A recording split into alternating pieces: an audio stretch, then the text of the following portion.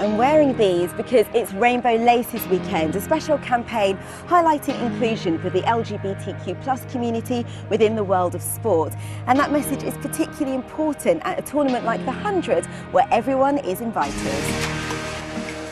This time last year, I was meeting up with friends for hot chocolate.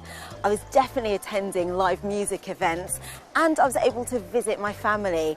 But of course, things have had to change.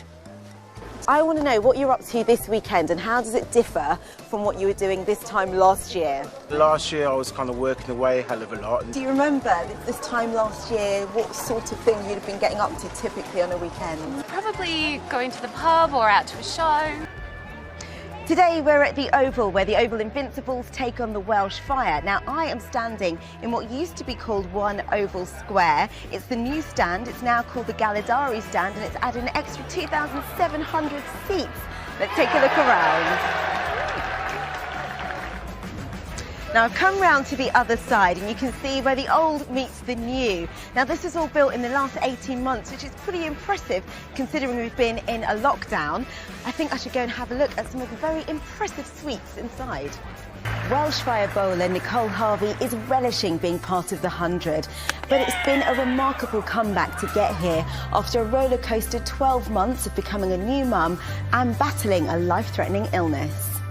You've been in the cricketing community for a long time. You've played since you were 7. So how have you seen cricket evolve? God, that makes me feel old. Trust me, you're still very young. How are you feeling about being able to meet up outside? It's amazing. I feel quite relaxed about it. Do you have any concerns or anxiety about things easing up? We're seeing my parents for the first time since October. So this is like a major event then for your family all getting together. I'm here in Twickenham. I'm surrounded by all of these cameras because it's motion capture day and the players of the 100 and our very own Freddie Flintoff are getting their avatars made.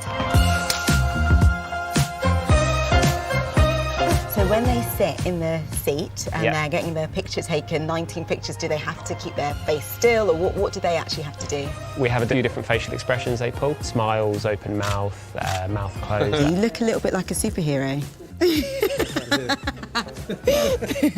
Velcro man, there you go.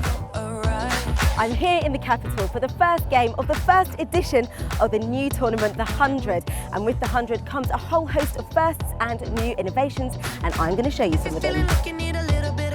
One new addition is the arch, as modelled by Ebony.